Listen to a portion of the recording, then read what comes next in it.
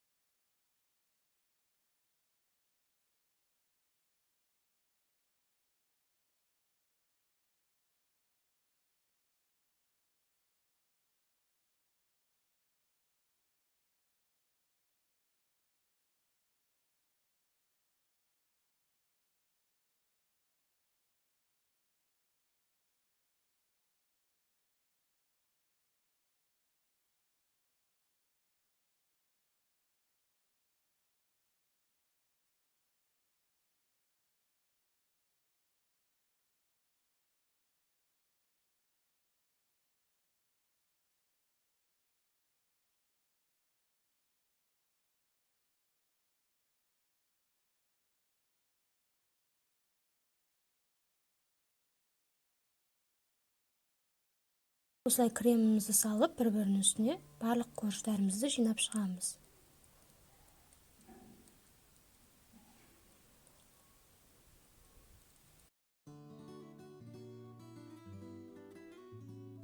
Енді осындай 2 түрлі печеньемізді оқтаумен езіп аламыз, немесе блендерде. Осылай әсемдеп шықсаңыздар болады. Өздеріңіздің қалауларыңыз бойынша.